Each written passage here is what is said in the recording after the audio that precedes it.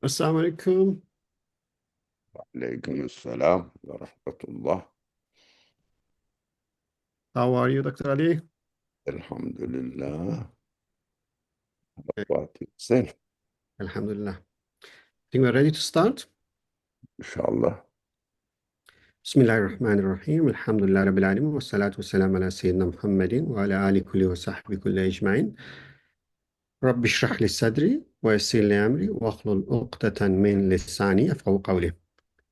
Welcome to another Quranic journey together. We are still covering the dua, and uh, I guess this week we might be done with the subjects because we look at the Quran as a comprehensive book. Quran is the book.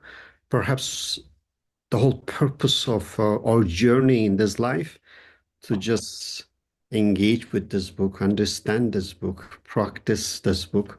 So that is the book for which that everything as we do supposed to be just the means to understand this book. So in this regard, that it's really amazing the how when we delve into the Quran and how deep the Quranic message, Quranic wisdom is. And one of the subjects that we mentioned, the Quran, is even though it's a book, but it's a very comprehensive one and has various aspects. One of them is that we call Quran is the book of dua, the book of prayer, the book of supplication. But when we look at the dua in a traditional sense, it's just when you are in a, let's say, hardship and you uh, raise your hand and ask for something, we think that is dua. Or when you just do your ritual prayer at the end, you make dua. This is a very narrow definition of dua. So the way we define the dua that we have been covering for weeks is that dua essentially is a way of communication between us and the creator. And it's not only us, that everything in the universe has such connection and communication with creator. The difference between us and other creation is that we can observe their communication, and actually in a way we can see their communication as well, and we can consciously understand what is happening.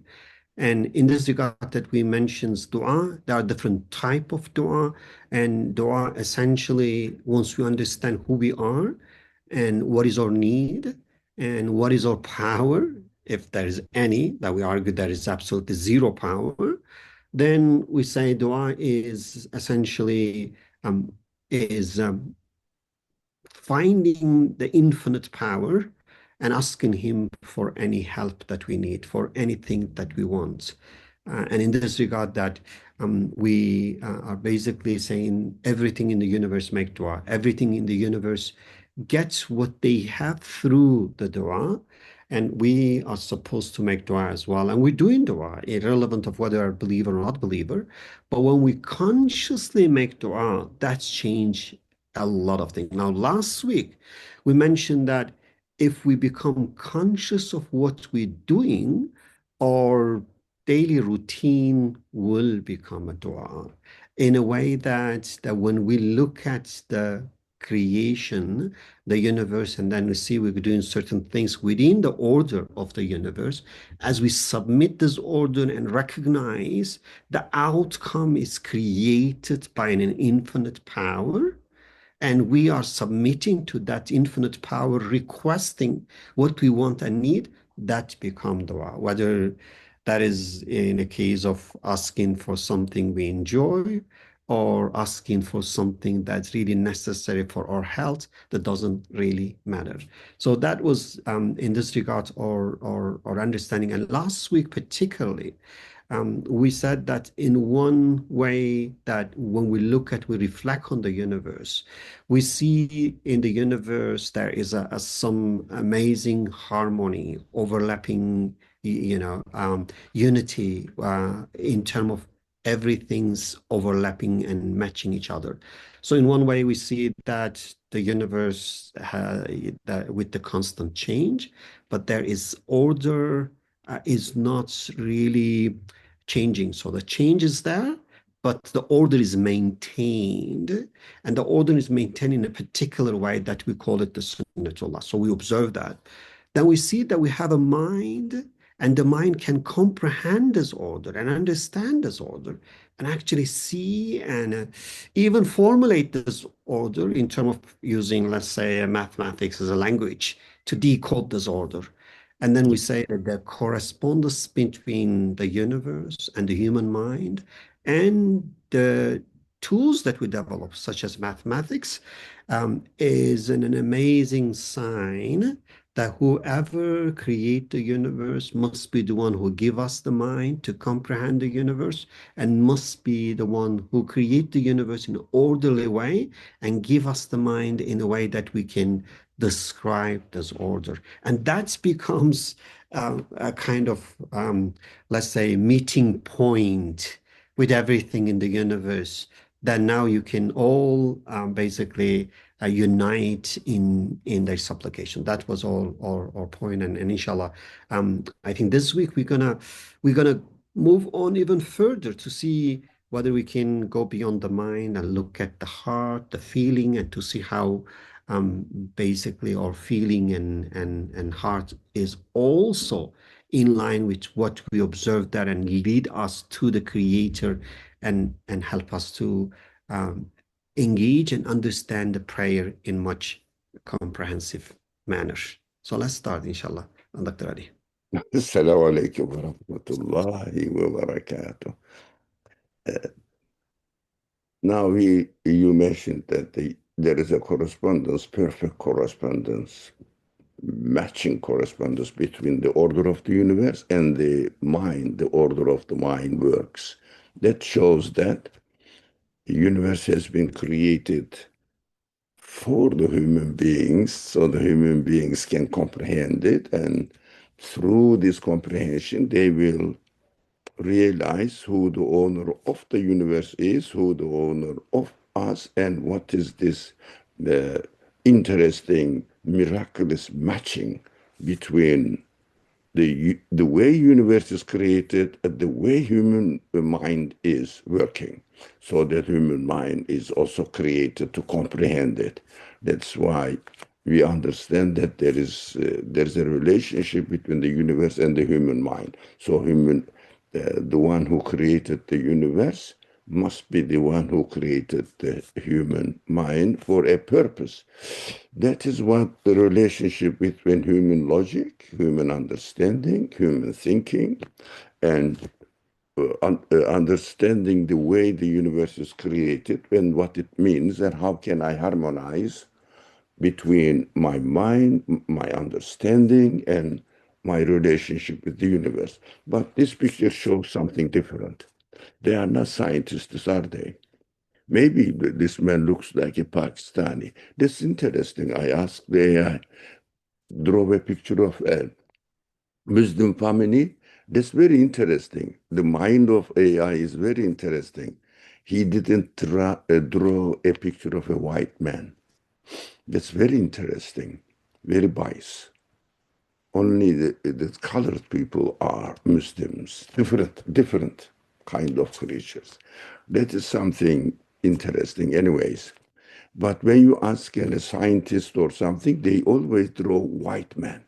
That's very interesting. I think there's something going on behind these programs or algorithms.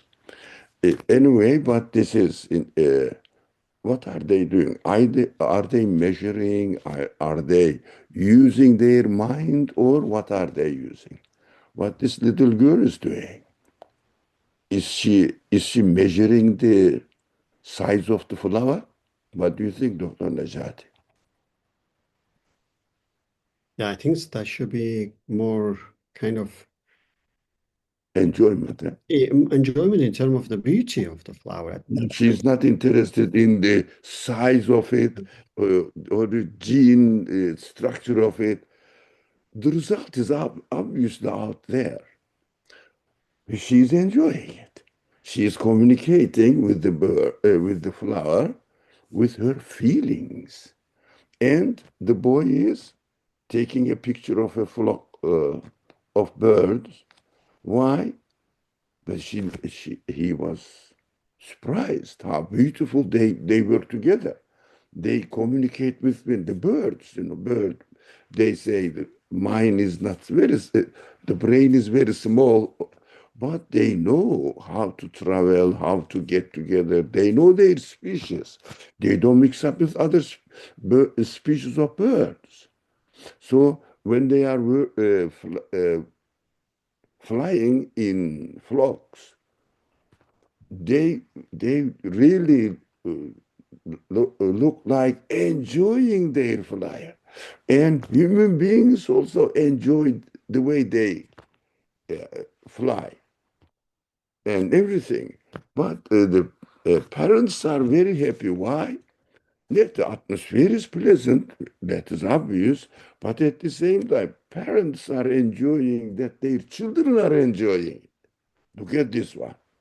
The relationship between the human being and the universe is also fundamentally, essentially connected with human feelings and also the way the universe is created. Not only logical correspondence, but also emotional, feeling wise, spiritual, we call it, human spirit is corresponding with the way that the universe is created. What is the significance of it now for us? How can we utilize this opportunity, this facility? What are we going to do with it? While we are enjoying, our subject is prayer, isn't it? Can we turn this scenery into a form of prayer? Is it possible to see that this beautiful scenery is prepared for us? We are enjoying our Creator's beautiful scenery here, everything. So when we communicate with, for example, food also, I like food. So when we eat food, when we taste it, can we turn this taste into a prayer? Yes, thanking for it and expressing our happiness with it. These are all means of prayers, acknowledging who we are. We are the guests of the creator of this universe. And who is the host who is just entertaining us here?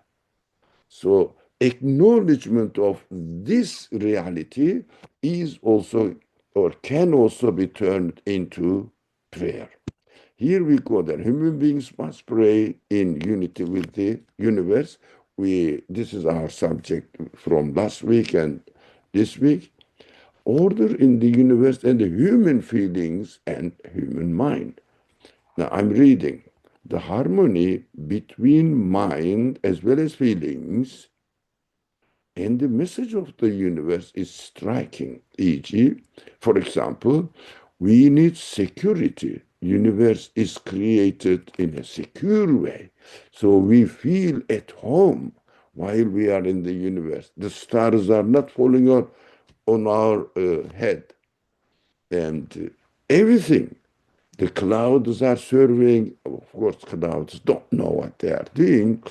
They are created to serve us whatever we need in a beautiful way. So clouds are only carrying, seems to be, carrying water. Yes, they are doing that, freely carrying the water for us, purifying them, cleaning them. They are employed in this way.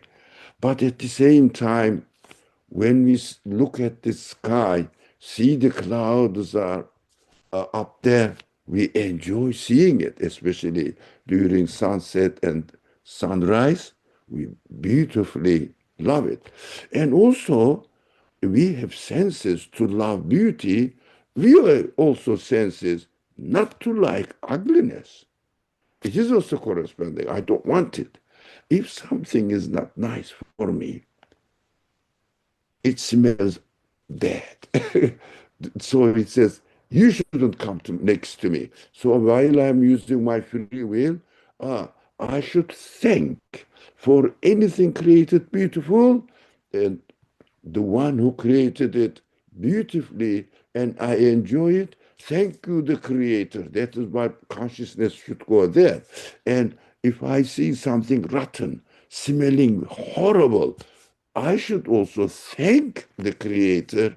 Oh, you are giving the news to me that I shouldn't approach it. I shouldn't contact with it. I should get away. I have to say, I shouldn't say what dirty things.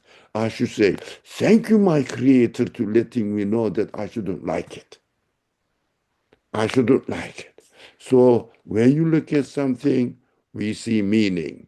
When we are hungry, we need food, and food is ready for us. We have to entertain. We are entertaining the taste. We are entertaining the delicious taste of the food. So we have to say, the one who created this food for me and entertaining me with its beautiful, delicious taste. Thank you. Acknowledge and thank him and be happy with your existence now. You know that your existence is meaningful now.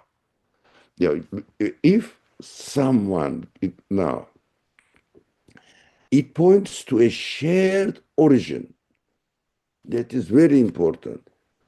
Now, the one who created this scenery and the one who created this family must be the same, corresponding each other perfectly. That is the way we should always interact with the environment, with other beings, inshallah. Shared origin, the creator of the universe and the creator of human beings.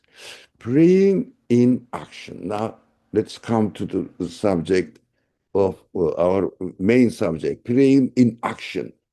While we are doing something, we have to have this awareness that we are, in fact, somebody may say, what are you doing? I'm cleaning my house. No, no. While you are cleaning your house, you are communicating with your creator that you are given. Your creator has created you with the love of cleanliness. And you are now asking the creator to create my house or anything I'm cleaning in a clean way.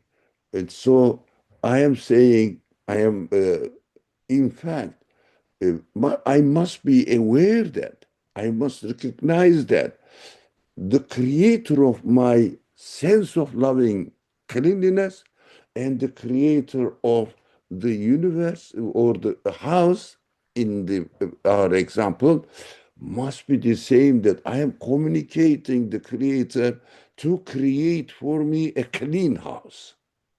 So I have to be aware that I'm not cleaning the house. I am communicating with my creator. I am communicating with the creator of the house. So only by recognizing the creator while practicing our free will can we turn our action into prayer. The recognition, being conscious of what we are doing, is the essence of everything. We should not say that I'm walking, I am going out for a walk. No, I am going for a walk or for my job. No, I have to be conscious that I am in the action of prayer every moment, communicating with the Creator that I am created in this position. When we pray here, when we pray with this awareness, even our everyday chores becomes worship. This allows us to live in a constant state of God's presence. It means when if I realize that I am really communicating with the creation act of creator, act of the creator of the universe, what happens now? I am aware that I am in the presence of my creator. prayer is a means, is a vehicle. I mean, the consciousness of being in a constant prayer, always I am asking what I need to be created at the end. Always this constant awareness keeps me in the presence of my creator, God. Let's go this one picture. All my chores, it says, while I'm doing housework, or repairing something, or cooking, or studying, reading, all my chores became prayer. This way, I am constantly with God. But she is doing some gardening, but her mind, her feeling are connecting with God. So to touch his creation with awe is to worship with my hands. Now, while I'm doing it, I'm asking, please, God, grow this plant for me. I love it. I want it. I need it. But she is not creating the plant, is it? Is she? But asking to be created, asking to grow. But how? Plant doesn't know how to grow itself. So next moment, the following season, maybe following days or the weeks, this plant will flower and this lady will love it. Now, another form of prayer now, she is also coming back from gardening, right? But she has something in her hand. What is this? God's bounties are here in the bucket. And what is this, do you think? Prayer rug? A prayer rug. Now she is going to perform her prayer. Now, let's say, discovering his miracles in our daily task transforms work into worship. So she will do it also, direct communication with God, because she has developed her mind now, her feelings, her emotions, that she has always been with God through doing something, through the creation of other things. But when she goes home, or a corner of the garden, she will directly communicate with God, and she will say, إياك نعبد وإياك نستعين. Everything, all the plants around me, all the atmosphere around me, and my feelings, my mind, everything together, we are always acknowledging your authority, your power, your mercy, your wisdom, your benevolence. And I am just expressing all the feelings that I have gathered while I am doing gardening to you, and presenting to you that my acknowledgement is only for you. I thank you, I worship you, and I am aware that I need your help. Otherwise, I cannot. What are they? Tomatoes, are they? In the bucket? I guess so. No, I cannot make the tomatoes. Tomatoes cannot become a tomato by itself. Doesn't know what it's doing. It is just matter and some chemical reactions going on with matter. And the chemical reactions cannot happen by itself. They are orderly prepared, and matter cannot create its order. So everything is from you, and everything what we receive is from you. وَإِيَّاكَ نَسْتَعِينُ. Only from you we are expecting help. Now, Okay, so can we reflect a little bit on those few points that you made before we move to this one? Which one? Yeah, from I think you can go to the previous one, with the text. Yeah, this one, the one with the previous one. Yeah, the one before. No, text. Yeah, yeah, text. Yeah. So Okay. the key point here is that the way to pray and connect to the Creator is not the mind only. It's not that we just use our mind and gain knowledge, reflect on the order, and make connection. We are creatures with the emotion as well, with the feeling as well, with the heart as well. And actually, there are many, many faculty, many, many emotions. And when you were talking, it reminded me this, they call emotional EQ, emotional intelligence. So there's IQ, there is a EQ. The EQ is a emotional quotient. I think that's the English one. So in a way that the idea here is that there's something you gain, through the emotion. But I think what you're saying here, that the emotion or the feeling are also given to us to make connection with Creator. We are not just a rational being, we are emotional being, and we have many, many different emotions.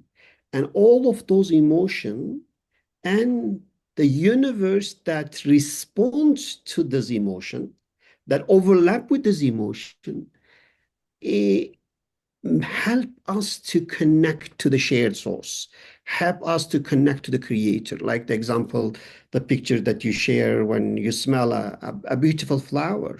That the emotion there is that you like the beauty.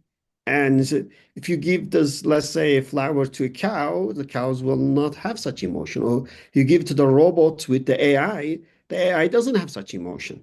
So the human emotion is the reality. The question is that why we have this emotion, what we could do with that. So the point here is that every emotion that we have, like the mind, every experience that we have, if we know how to properly utilize them, they all lead to the creator. This all will help us to connect and communicate with creator.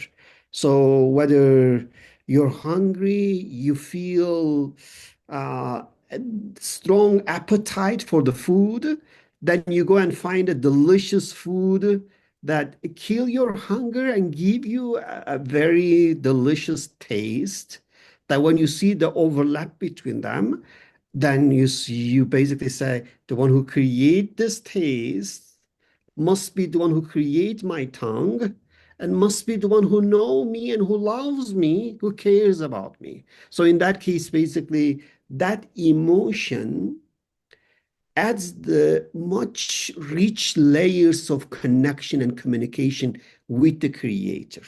If we were only a rational being with the mind, but with no emotion, perhaps our understanding and our connection with Creator will have been much limited. But when we have many, many emotions or faculties or feeling, very subtle lataif, that's called subtle faculties, that each one of them is basically a new channel of connection and communication with Creator. So if we look at it in this way, as we go through our daily journey and experience different emotion, each of these emotion can lead to the Creator and be a form of prayer for us.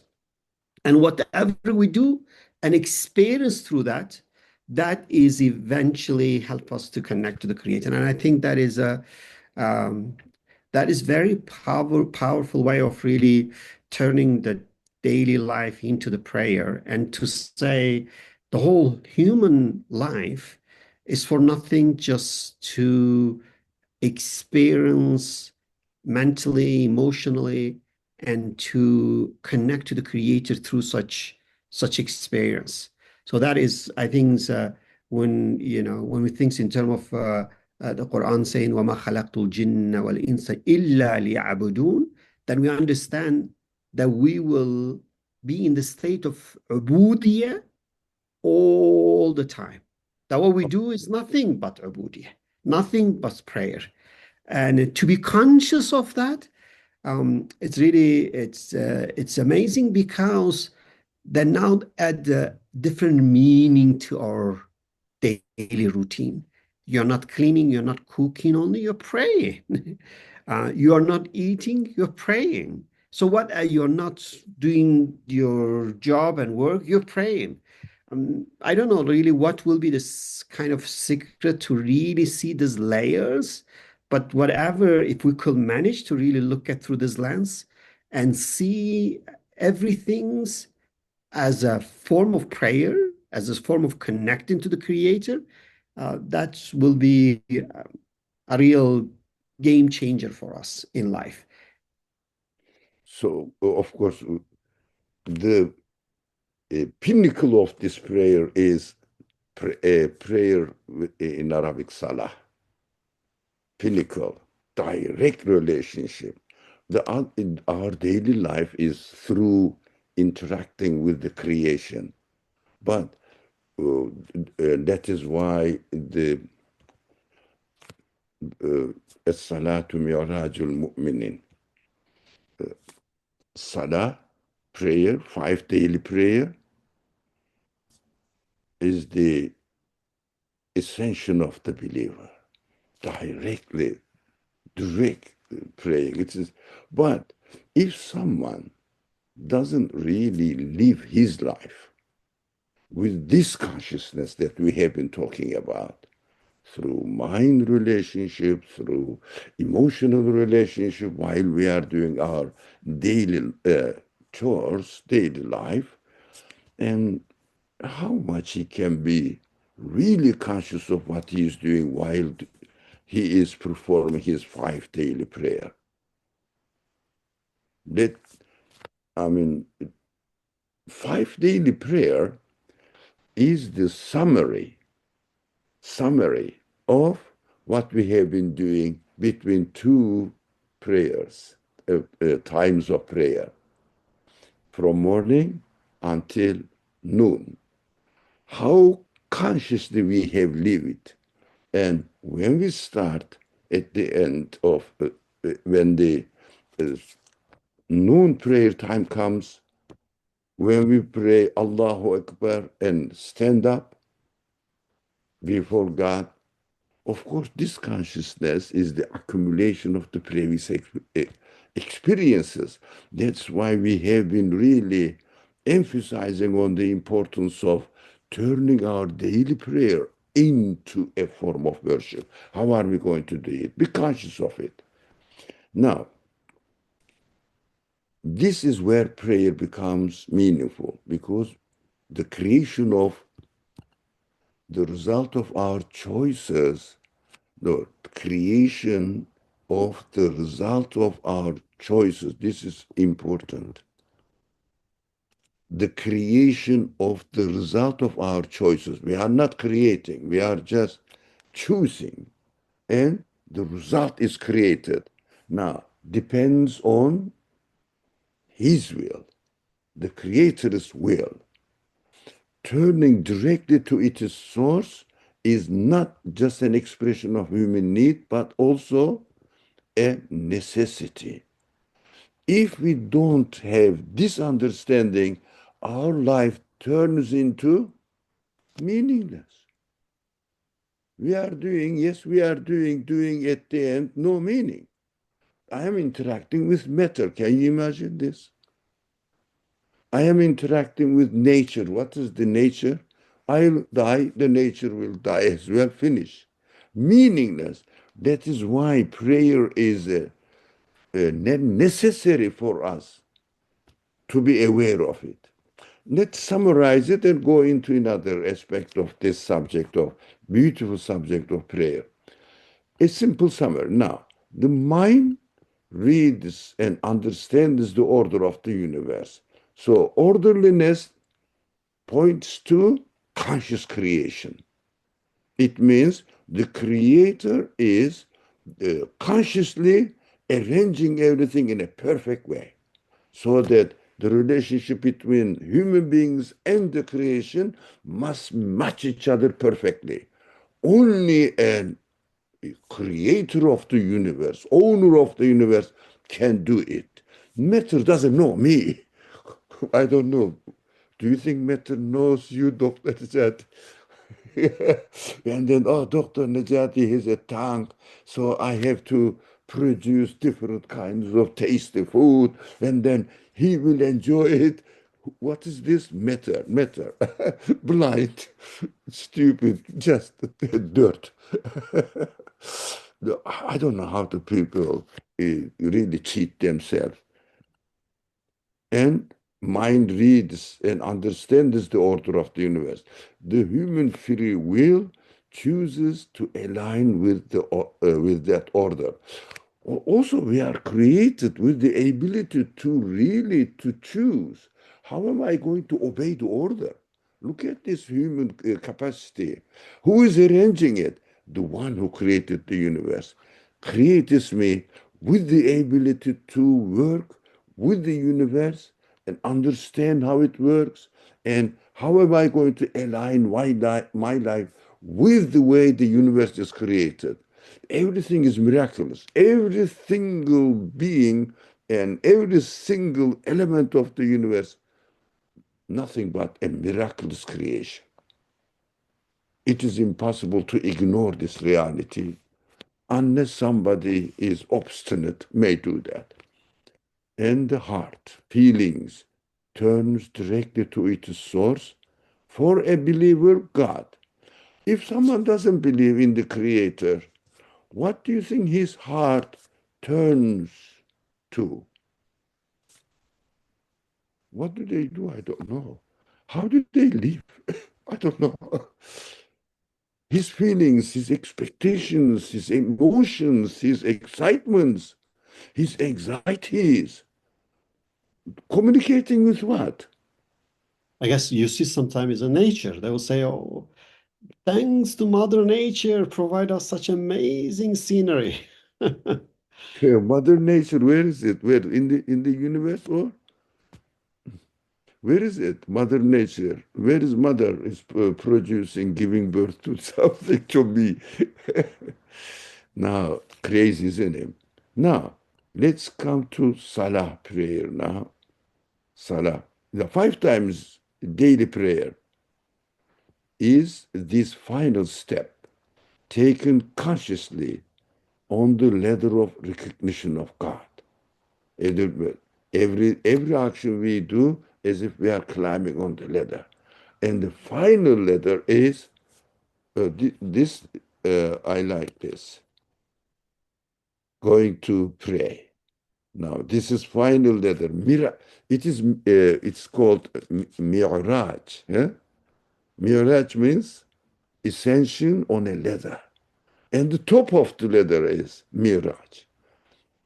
Mm, Sorry, sorry. A direct turning of the human being to the one whose will governs both the universe and our own existence. This harmony never should be ignored. Me, my qualities, all my human qualities, and the way the universe exists perfectly matches each other. Perfectly matches each other. And so prayer is just a declaration of this recognition that the one who created me is the one who created the universe. It's beautiful. That makes sense. The one who created the universe must be my owner, must be my host. I am his guest here. Temporarily, I am here, just being educated, trained. My creator is introducing himself to me. I am the one who created this. I am the one who is doing this. I am the one who has given you this and that, all the qualities. And prayer is the most, now, 5 daily prayer is the heart of my life, our life, must be our life. I don't know. Uh, Alhamdulillah, I thank God that I never lived in a life that I wasn't praying. But how the people can make their life meaningful if they don't turn to God, to the Creator, and say, thank you. You are my owner. I don't know how do they manage their life? I don't know. They cheat themselves. No. Yeah. Before we move to this ayah, I think this is now very, very important. May I make a little comment on the previous slide? I think the one of the key point here is to really know that prayer is it's really necessity, is not optional.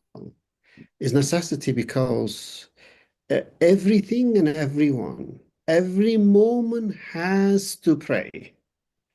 There is no other option because the way we define prayer is essentially is the creation knowing that I need something, I want some things, and realizing that I don't have any power and going and asking from the infinite power and mercy to provide that.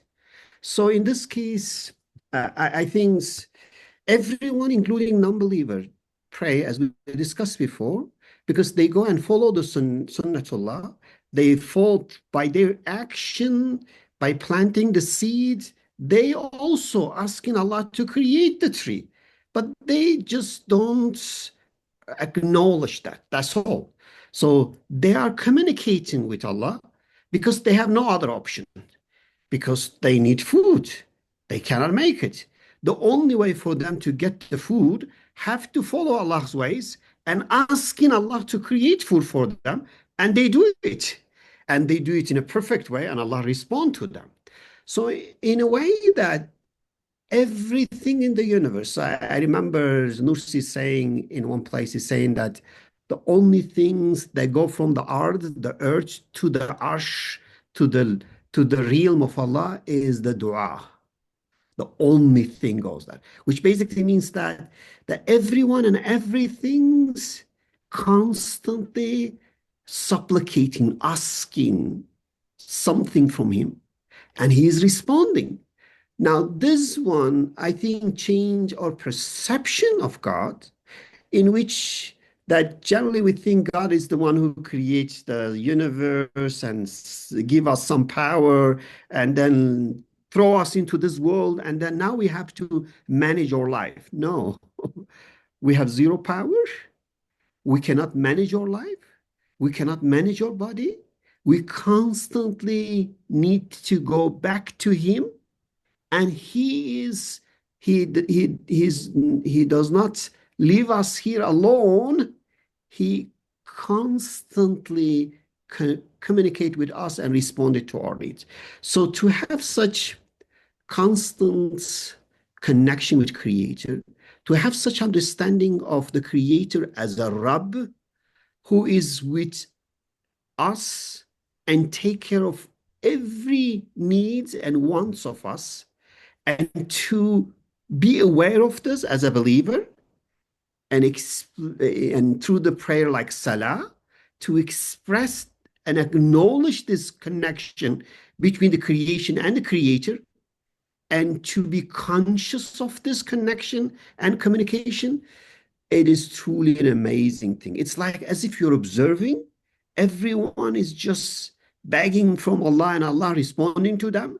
And you go to your prayer, you say, Allah, I know you, and I know it's you helping everyone, and I know it's you helping me as well. I comes now, I express my full appreciation for myself and for all other creatures as well. Because in a way, I'm conscious of what is happening to them as well. So, and I think to really have this level of understanding and to see that God is with us all the time, responding to us, it is unbelievable. And I think that's what the next ayah explicitly says that. And I think it would be amazing to really reflect to see how the Quran will tell us about this wisdom, this truth.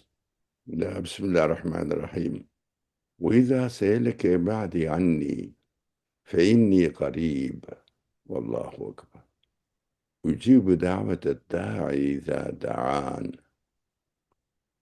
فليستجيبوا لي وليؤمنوا بي لعلهم يرشدون. When my servants ask you concerning me, it's very interesting. Look, the structure of the ayah is very beautiful.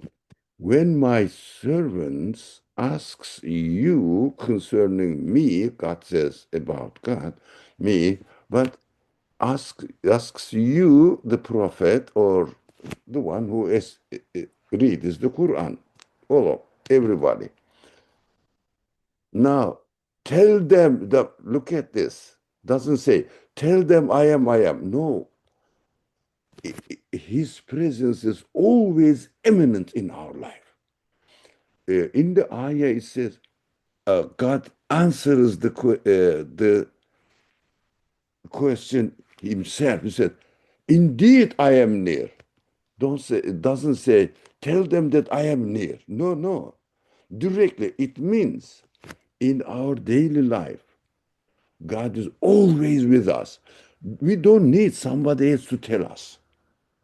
That's what our consciousness, our awareness should it should comprehend this.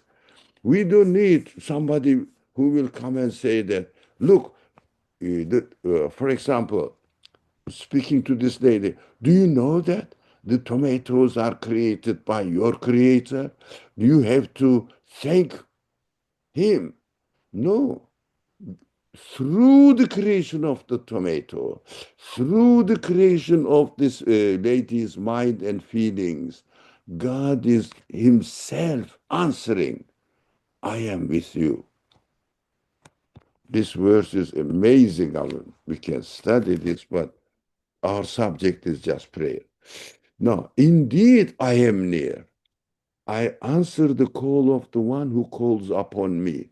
Now, when I use my free will, what I am doing, I am calling upon God to create what I want. And upon me, when he calls upon me, sorry, I am there, already answering. But if you are conscious of it, you see that God is answering. If you are not conscious of him, you see that it is happening accidentally. I'm lucky. Just it is a luck. Happened to be developed in this way, evolved by random selections. Everybody is free, Dr. Nejati, to choose this way or other way. Which one makes sense for you? So let them respond to me and believe in me. Be honest. It means believe in me. Or be honest with the reality that you are experiencing. So while I am using my free will to do anything, in fact, I am responding to my Creator. So that they may be rightly guided. Rightly guided, oh, this is the right way I am doing. No, I am rightly, perfectly guided to match my human reality. It means I am in peace in my existence. If someone doesn't accept the Creator and he is communicating through whatever he does, and when he experiences his free will, if he is not aware of the Creator, he is not guided. It means he is contradicting his human qualities. Human beings need meaningfulness, meaningful life. But how about nature, accident, happened by itself, evolved by itself, randomly chosen, whatever the language they use? And are they really in harmony with their human nature, human reality, human qualities? They say, no, I need meaning, but there is no meaning in existence. It is just we happen to be here accidentally and we are going to die. So it brings us Ca- another Can I, aspect can I, of can I make prayer. one or 2 point on that ayah before you move to the next one? You are excited, huh? Yeah, it's amazing. I think like obviously you can focus every wording in that, but I was just Oh, thinking in terms of it says, أجيب دعوة داعي إذا دعاني. So mm, إذا دعاني here is a condition. If they make dua, I responded, which means asking is a prerequisite for getting some things. That is, I think, is really إذا دعاني is means, did you really ask for some things? That's one thing. That's condition. Did you ask? Did you do your part in terms of doing the sunnah? That's one thing. Then فليستجيبوا لي. Now that is the word is same. أجيبوا يستجيبوا. mm, So I answer you. no. Now you answer me. That is the point. So I answer you is saying that you ask something. Whenever you ask, I answer you. I give what you want. I give what you need. Now you should answer me as well, which means that I'm asking you something that is, I think this is an amazing way of how the Quran portray the relationship between Allah and the believer. That's really amazing. I was like, it attract my attention. I was like, what is that like? It's like saying, don't you see I respond to you? Then why don't you respond to me? yeah.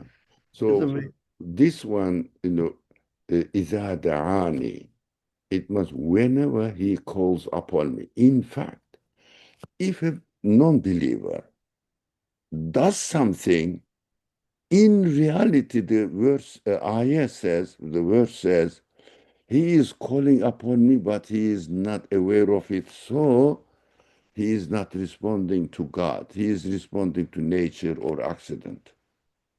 By, but if a believer, if someone accepts the reality and be aware that I am doing anyways, but I am doing with the consciousness that I am calling calling upon, it means asking the creator of the universe to create the result of my choices, then I am responding to him.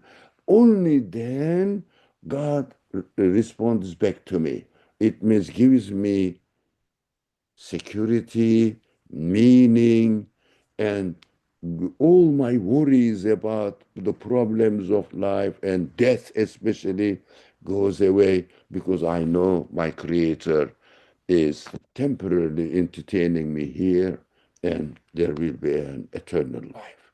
He can do it. With the one who created this universe and my feelings definitely can create the. So the relationship, whether we realize or not, in fact, everybody calls upon the Creator. But if someone doesn't realize that he is calling upon, it means asking the Creator of the universe to create, then he feels meaningless. That means God doesn't really give him the feeling that he will be satisfied with his existence. This word needs a special study. So let's start this very interesting subject. Now, this ayah, mu'min, ghafir, some Quran says ghafir, some Quran says mu'min, ayah mu'min. So, Bismillah ar-Rahman ar-Rahim, ayah number 60. وَقَالَ رَبُّكُمْ ud'uni اسْتَجِبْ لَكُمْ. What does it mean? Your Lord says, call out to me, I will answer you. Now this question comes, many people ask. I have been asking, please God, give me this job. Yeah? And it doesn't give. It doesn't come. Now, question is, do we receive answers to all of our prayers? Some of the prayers seem not to be answered. Yeah, I have been asking, please God, if I am a young man, let this girl accept my proposal for her hand. And she's not saying, no, they don't accept me, or I am asking to have something, and it doesn't happen sometimes. But Quran says, definitely I will answer you. Now, the answer is there is a difference between answering and accepting. Now, think of a sick child calling for a doctor. The doctor always answers, I am here. What do you need? And the doctor doesn't always the child, give the child the specific medicine he wants. Based on his wisdom, the doctor's wisdom, the doctor knows what the child really needs. The doctor will give exactly what was asked for, give something even better, or give nothing at all because it would be harmful. Now, it's very interesting ayah. Everybody knows this ayah because this story of Maryam and her mother, of course, is very interesting. Bismillah ar-Rahman ar-Rahim. Let's read this because the time is really squeezed now. فلما وضعتها قالت ربي إني وضعتها أنثى. When she delivered her, the baby, she said, Oh my Lord, I have delivered a female. Because she promised that she is going to have a boy, and the boy is going to serve in the temple, and then he will be a scholar. But the girl cannot be in the temple as a scholar student. Uh, this is the condition of that time. Now, Wallahu a'lamu bima wada'at. And God knew best what she had delivered. وَلَيْسَ الذَّكَرُ كَالْأُنثَى. You think that a boy is better than girl. No, no, no, not necessarily so. Nothing, boy is better than girl is better than boy. My choice is the best for your prayer. What she prayed for a boy so that he will serve God full alongside his life. But God didn't accept his prayer, but responded in the best way that since she wants some descendant to worship, I will give her the best one, a girl who will give a birth to Prophet Jesus, Isa. And Isa will start the prophethood mission from childhood. It is amazing. So, وليس الذكر كالأنثى وإني سميتها مريم. Now Maryam is going to be born now.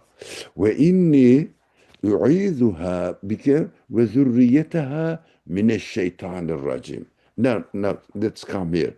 God knew best what she had delivered. I know what I am doing. Although you wanted a boy, but I gave you a girl, which is much better than a boy. And the male is not like the female. I know they are different, but you don't know which is best for you. But I know. I have named her Mary. And I seek your protection for her and her descendants. Yeah. I seek your protection for her and her descendants from Satan the accursed. Now, what does it mean? This ayah is teaching us God answers, but he gives what is best for us. That is another subject that we have to deal next week, I think. Because what does it mean? We always say that I want this, and it may not happen. And we say, God is not really hearing that. That's a very Christian way of expressing it. God didn't hear my voice. God didn't hear my prayer. God always hears it, and God always answers. Of course, we have to deal with the subject, maybe separately. What do you think? Okay, yeah, I think that's excellent. Inshallah, we can continue with that. Maybe it will be like a 7 or 8 weeks that we are covering this topic of prayer. That's amazing. That shows how deep the prayer is, No. and I think it's amazing when we really look at it. Those ayah that you just covered clearly point that Allah is Allah is responding. Allah is in a way dealing with every person individually and responding to every person personally. And but the respond doesn't mean that he accepting. So the point is to really make such personal connection with Allah and to have Allah as your guide, as your protector, and to have Allah as your friend, and to communicate with Him, talk to Him, and to ask from Him whatever you need. That is a beautiful one. But then to know He's responding to that, that's part. It's gonna give you affirmation, and I think maybe that's part we need to discuss further next week, inshallah, because people think that response is only when you ask for something special, and it happened. Now he's responding to you because what you wanted is actually happened. But they don't know it's actually whatever you ask, as long as you ask in a proper way, is always listening, is always responding. So to have such level of connection and full trust in him and to know he's not ignoring you. That's the key part. He's not ignoring you.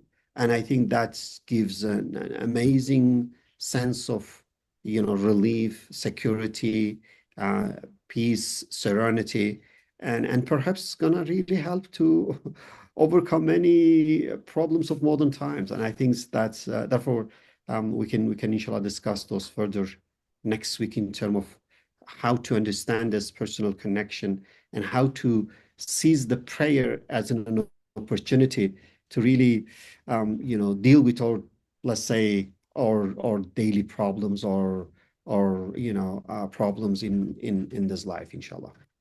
Okay, let's end it with prayer, inshallah. Inshallah. Now,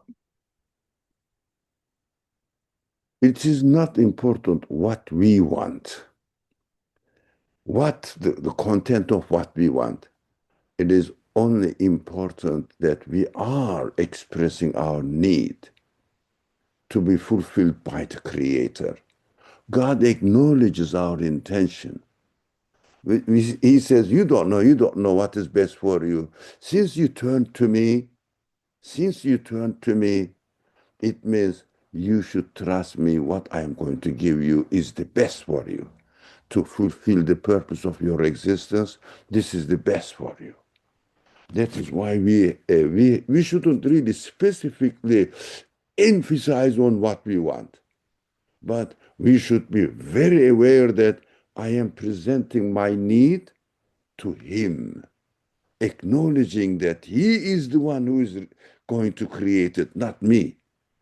But in this world, I think this is the best for me. But I shouldn't insist. Oh God, this is the best for me. You don't know. I know better than you. Well, that is the contradiction. Now, I think to have, for example, to have this pencil is better for me. So please, God, give me a pencil like this. For example, when I'm asking, acknowledging that He is going to give me, this is the important point. God says, no, no, no. You don't need, since you came to me, you trusted me, you wanted a pencil. No, it is better for you. I am going to give you a pen. Responded, but I said, oh, God didn't give me the pencil. No, He gave you the best.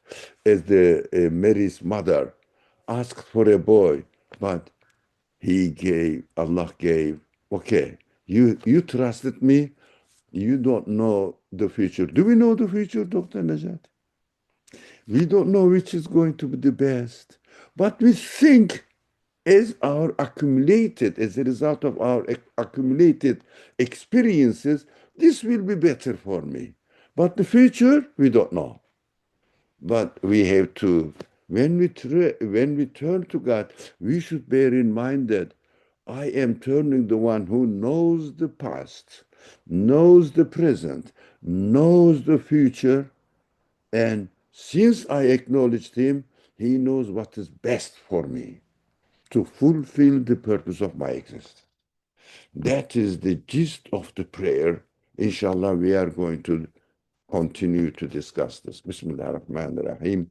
Subhanaka la ilma lana illa ma 'allamtana innaka antal alimul hakim. Wa akhiru da'wana alhamdulillahi rabbil alamin. بحرمة سر سورة الفاتحة. Thank you very much. Thanks, everyone. And see you next week, inshallah. Assalamu alaikum. عليكم السلام ورحمة الله.